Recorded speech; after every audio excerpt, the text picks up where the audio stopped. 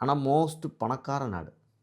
எங்களுடைய கணிப்பில் பேசிக் எஸ்டிமேஷன்லேயே ஒரு பல லட்சம் கோடிகள் அவங்ககிட்ட சும்மா பேங்க்கில் கிடக்கும். பட்ஜெட்டு வந்து லக்ஸரி பட்ஜெட். இந்தியா மாரி டெஃபிசிட் பட்ஜெட்லாம் கிடையாது. கடன் வாங்குற பேச்செல்லாம் கிடையாது.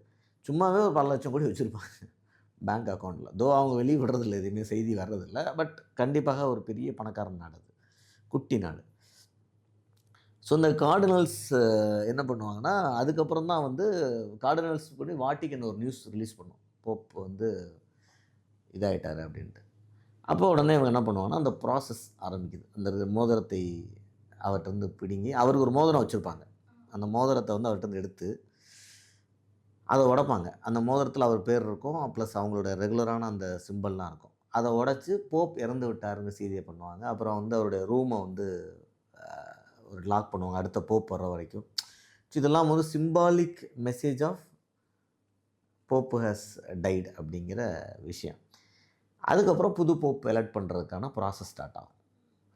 இதில் வந்து நான் சொன்ன மாதிரி கார்டினல்ஸில் 80 வயசு கீழே இருக்கவங்கள ஓட்டிங் ப்ராசஸ் ஸ்டார்ட் பண்ணுவாங்க. இது ஒரு இன்டைரக்ட் சீக்ரெட் ப்ராசஸ். ஒரு 5-6 நாள் உட்காந்துருப்பாங்க.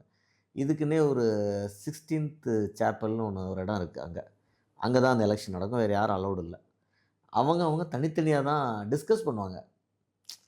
டிஸ்கஷன்னா ஒரு இன்டைரக்ட் இன்ஃபார்மல் டிஸ்கஷன் இருக்கும். நம்ம மாதிரி கேன்வாசிங்கு, கட் அவுட் வைக்கிறது, போஸ்டர் வைக்கிறது, என்ன மேடை போட்டு பேசுகிறது, பணம் தர்றது, அந்த வாய்ப்பு இல்லை, இது வரைக்கும் இல்லை.